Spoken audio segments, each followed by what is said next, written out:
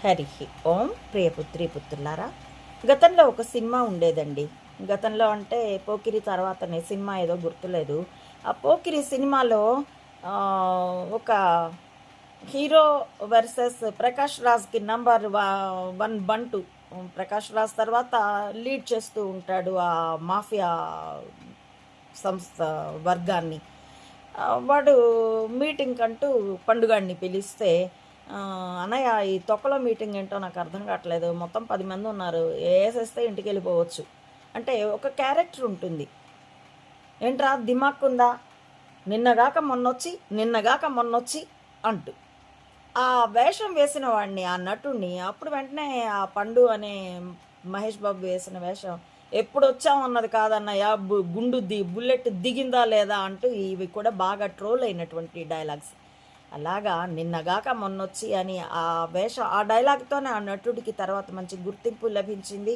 కొన్ని వేషాలు వచ్చాయి. ఆ నటుడు మరేదో సినిమా అల్లు అర్జున్దో ఎవరిదో నాకు గుర్తు లేదండి, ఇలాంటి పోకిరి లాంటి అదే రకం సబ్జెక్ట్తో ఉన్నటువంటి సినిమా.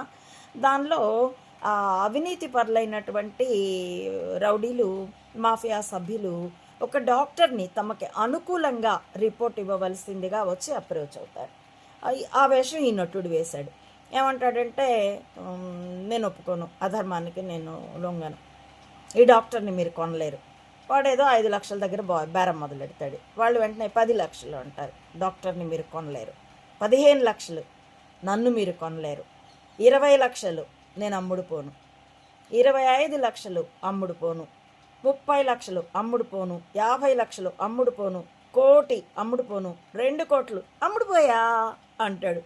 ఆ యాక్షన్కి కానీ ఆ విషయానికి కానీ, అంటే వాళ్ళ మధ్య బేరం నడిచేటప్పుడు ఆ డాక్టర్ కనుక నిజంగా అమ్ముడు పోని రకమైతే ఇంకా అవతల వాడు బేరం పెట్టేవాడు కాదు. వాడికి అర్థమైంది వీడు అమ్ముడుపోయే రకమే, కాకపోతే బేరం నచ్చలేదు అని. కాబట్టి ఆ వేలం పాటలో బేరంలాగా 5 లక్షలు 10 లక్షలు అంటే చివరికి 1 కోటి, 2 కోట్లు, 10 కోట్లు, ఎక్కడో వాడికి తగిన చోట దాన్నే అంటూ ఆ విలన్ అనుచరుడు అంటాడు, ప్రతివాడి నిజాయితీకి ఒక రేటు ఉంటుంది, కాకపోతే బేరం నడవాలి అని. అలాగా ఖచ్చితంగా ఎవడి నిజాయితీకైనా మ్యాక్సిమం, అందరినీ అనడం లేదండి, అందరూ అయ్యేట్లయితే ఈ పాటికి ఈ భూమి ఎప్పుడో సర్వనాశనం అయి ఉండేది.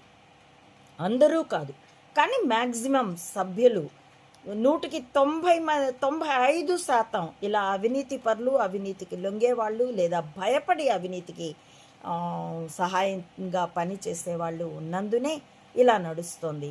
కాబట్టి అలాగ ప్రతి వాడి నిజాయితీకి ఒక రేటు ఉంటుంది. అలాగే